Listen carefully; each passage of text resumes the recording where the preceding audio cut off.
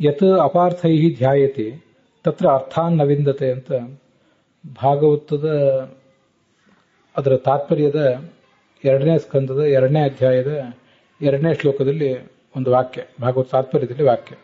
ಶಬ್ದಸ್ಯ ಹಿ ಬ್ರಹ್ಮಣೇಶ ಪಂಥಾಃ ಯನ್ನಾಮಭಿಧ್ಯಾಯತಿ ಧೀರಪಾರ್ಥೈ ಅಂತ ಶ್ಲೋಕ. ಅಲ್ಲಿ ಸಾಧಕನಾದವನು ಅಥವಾ ಜೀವ ಅಪಾರ್ಥೈ ಅರ್ಥ ಕಳೆದುಕೊಂಡಿರುವ ಶಬ್ದಗಳಿಂದ, ನಾಮಗಳಿಂದ, ಯತ್ ಯಾವುದನ್ನ, ಇಂದ್ರಾದಿ ದೇವತೆಗಳನ್ನು ಧ್ಯಾನ ಮಾಡಿದರೆ ಅವೆಲ್ಲವೂ ಭಗವಂತನಲ್ಲಿ ಸಾರ್ಥಕ, ಇಂದ್ರಾದಿಗಳಲ್ಲಿ ಅಪಾರ್ಥಕ. ಅವು ಅಂತ ಅಪಾರ್ಥಕವಾದ ಶಬ್ದಗಳಿಂದ ಯತ್ ಇಂದ್ರಾದಿಗಳನ್ನು ಧ್ಯಾನ ಮಾಡಿದರೆ ತತ್ರ, ಭಾಗವತ ಶ್ಲೋಕದಲ್ಲೂ ಹಾಗೇ ಇದೆ, ಪರಿಭ್ರಮಂ ತತ್ರ ನ ವಿಂದತೆ ಅರ್ಥಾನ್ ಅಂತ ತತ್ರ ಅಂತಿದೆ. ತತ್ರ ಅರ್ಥಾನ್ ನ ವಿದ್ಯತೆ ಅಂತ ಅನ್ವಯ ತೋರಿಸಿದ್ದಾರೆ ಆಚಾರ್ಯರು. ತತ್ರ ಎಂಬ ಶಬ್ದಕ್ಕೆ ತತ್ರ ತಸ್ಮಾತ್ ಪುರಂದರಾದೇಹೆ ಅಂತ ಯಾದವಾರರು ತೋರಿಸಿಕೊಟ್ಟಿರುವಂತಹ ಅರ್ಥ.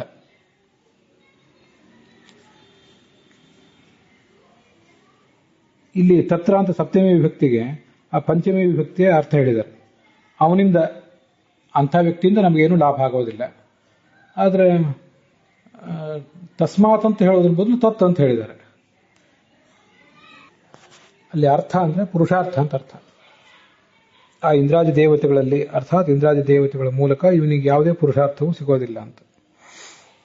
ನಾವು ಕನ್ನಡ ಭಾಷೆಯಲ್ಲೆಲ್ಲ ಇದನ್ನ ಎಲ್ಲಿಂದ ತಂದಿರಿ ಅಂತ ಪ್ರಶ್ನೆ ಬಂದಾಗ ಇಂಥ ಅಂಗಡಿಯಿಂದ ಅಂತ ಹೇಳ್ತೇವೆ. ಕೆಲವು ಕಡೆ ಇದು ನೀವು ಅಲ್ಲಿ ಹೋಗಿ ಅವನಲ್ಲಿ ಸಿಗ್ತದೆ ಅಂತ ಹೇಳ್ತೇವೆ. ಅವನಲ್ಲಿ ಅಂತ ಈಗ ಶಬ್ದ ಪ್ರಯೋಗ ಮಾಡ್ತೇವೆ. ಅವನಲ್ಲಿ ಇದು ಉಪಲಬ್ಧ ಇದೆ. ಈ ಕೆಲವು ಕಡೆ ಸಪ್ತಮಿ ವಿಭಕ್ತಿ ಪ್ರಯೋಗ ಮಾಡುವುದು ಕಂಡಿದೆ. ಅವನಲ್ಲಿ, ಆ ಅಂಗಡಿಯಲ್ಲಿ, ಅಂಗಡಿ ಹೆಸರನ್ನಾದ್ರೂ ಹೇಳ್ತೇವೆ ಅಥವಾ ವ್ಯಕ್ತಿಯ ಹೆಸರನ್ನಾದ್ರೂ ಹೇಳ್ತೇವೆ.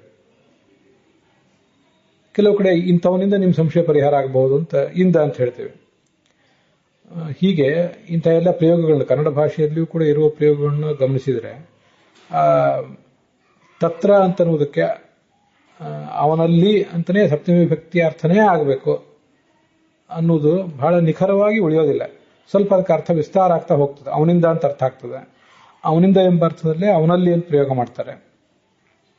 ಇದು ಕನ್ನಡ ಭಾಷೆ ಮೊದಲಾದ ಕಡೆನೂ ಕೂಡ ಈ ಥರ ಕಂಡಿದೆ ಅಂತ ಅದರ ತಾತ್ಪರ್ಯ.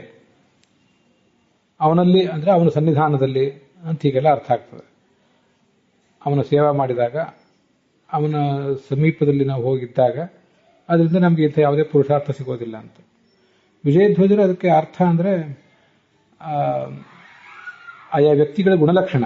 ಇಂದ್ರ ಎಂಬ ಶಬ್ದದ ಪರಮೈಶ್ವರ್ಯ ಎಂಬ ಲಕ್ಷಣ ಪರಮಾತ್ಮನಲ್ಲೇ ಉಪಲಬ್ಧ ಆಗಿದೆ ಹೊರತು ತತ್ರ ಇಂದ್ರಾದಿಗಳಲ್ಲಿ ಪರಮೈಶ್ವರ್ಯ ಅನ್ನುವ ಲಕ್ಷಣ ಸಿಗೋದಿಲ್ಲ.